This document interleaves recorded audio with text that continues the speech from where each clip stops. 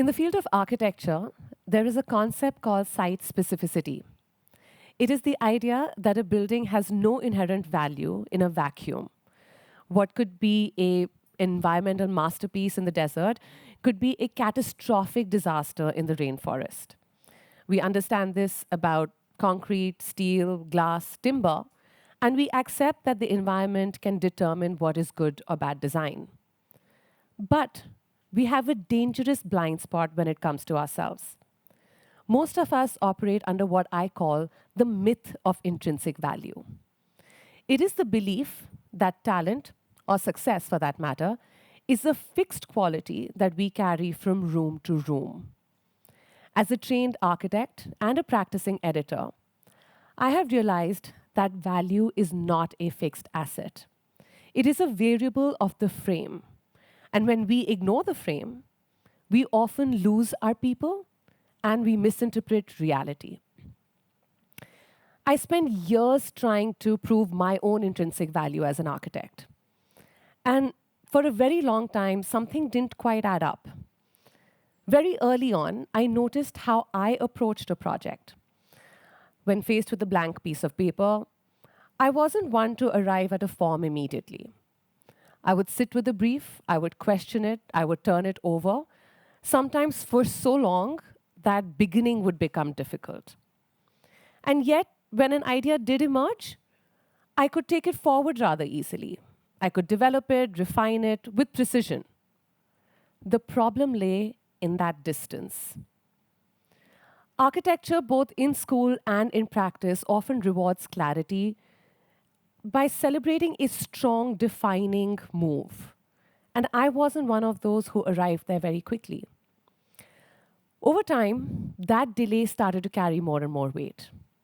And I started to question myself as a designer, as the one who was expected to author those decisive gestures. So instead, I tried to compensate and I sped up my process. But that never quite worked either. The more I pushed myself, I realized the further I went from the way that I actually thought. And then the frame changed. As an editor, I wasn't asked for that first move. I was asked to understand it. I was asked to look at how a project held itself and how I could make that visible. So the instinct that I had been trying to suppress for so long about dwelling on questions, staying with the uncertainty, that had finally found its place here. Nothing about me changed, not the way I thought, not even the subject. It was only the frame that had shifted. And I started to realize I was never slow. I was just solving a very different problem.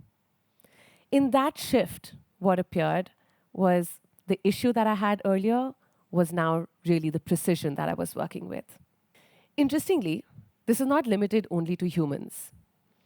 You might have heard about Marcus, this black Labrador who has taken the world by storm, stolen the hearts of millions across social media recently. So, funny story. Marcus actually failed out of guide dog training school because he was deemed intrinsically lazy. Now, by the metrics of that system, they needed somebody who had a high alert drive and who was, quick to respond. And Marcus, by that means, was a malfunction. He was deemed low value, and he was kicked out of the job that he could have possibly gotten. But then Marcus was moved to a cancer rehabilitation center. And in a ward full of people in high stress recovery, a high drive dog would have been disastrous. What those patients in that space needed was exactly what Marcus had: a profound and immovable stillness. Nothing about Marcus changed. Not his DNA, not his temperament. They all remained the same.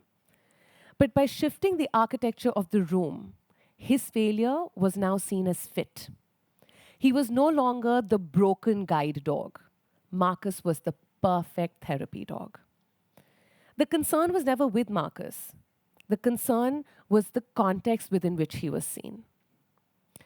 This happens more often than we realize. And yet, most systems that we move through still reward a very narrow sets of traits: speed, compliance, and early clarity. And when someone doesn't thrive in those systems, our natural instinct is to remediate the person. We offer coaching, self help. We are obsessed with fixing the contents, but rarely do we stop and think about redefining the container. As an editor, my job is to look at a story and ask a simple question: not whether it is good or bad, does it belong? Is it appropriate for what we are doing? We need to start asking these questions to ourselves and to the people around us. Does the frame fit them, or are they trying to fit the frame? Transformation is not always a personal journey of something more or becoming something else. Sometimes it is just a mere restructuring and reframing act. If we want to unlock the potential of the people in our offices and in our homes, we have to stop looking for intrinsic value. We have to start looking at the architecture of the frame. So the next time you feel like you are failing, resist the urge to fix yourself and instead look at the room. Look at the metrics that are being used. Because the most powerful thing that you can do is not to change the masterpiece. It is to realize that even a masterpiece can be a mess when you're holding the frame upside down. Sometimes you're not the problem, but you might just be solving for a different one.